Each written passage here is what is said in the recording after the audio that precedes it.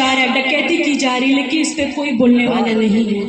Article 14 में लिखा है राइट टू इक्वालिटी, उसका मतलब है समानता का अधिकार, चाहे हिंदू चाहे मुस्लिम किसी भी धर्म का हो, चाहे अमीर चाहे गरीब, चाहे पंडित चाहे एससी चाहे एसटी चाहे चमार, कोई भी कास्ट धर्म का हो, उसको एक सम्मान देखा जाएगा। लेकिन आज भी हमारे देश में धर्म और जाति इतना ऊपर है कि आर्टिकल 14 के बावजूद हमारे समाज में भेदभाव किया जाता है।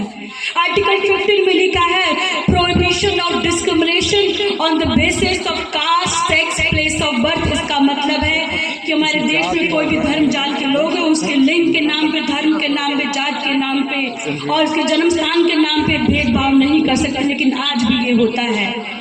आर्टिकल 17 में लिखा है अबॉलिशन ऑफ अनटचेबिलिटी, इसका मतलब छुआछूत, भेदभाव, जात के नाम से जो व्यक्ति करेगा उसको सजा हो सकती है, क्रिमिनल एक्ट माना जाता है, 2 साल की सजा हो सकती है। लेकिन आज भी हमारे समाज में लोगों को उनके हक और अधिकार के बारे में नहीं पता है, इसलिए उनके साथ आज भेदभाव किया जाता है कि आप छोटे जात के हो। लेकिन गलती हमारे समाज के लोगों की है, वो अपने साथ करने दे रहे हैं। क्यों करने दे रहे? क्योंकि अपने हक और अधिकार के बारे में नहीं पता है। जब हमारे समाज के लोग को उनके हक और अधिकार के बारे में पता चल जाएगा तो उनके साथ के उनके अधिकार की डकैती कोई नहीं कर सकता है। आर्टिकल 19 में लिखा है freedom of speech and expression, इसका मतलब हर व्यक्ति को अपना विचार रखने का अधिकार है। लेकिन इस सरकार में जो कोई व्यक्ति अपना विचार रखता है तो उसको देशद्रोही, आप उस पर ईडी सीबीआई का जांच बैठा देते हैं। आप सोचिए, हमारे पास फंडामेंटल राइट्स, उसके बावजूद हमारे अधिकार की डकैती हो रही है, क्योंकि हमारा समाज तो धर्म के नाम पे ही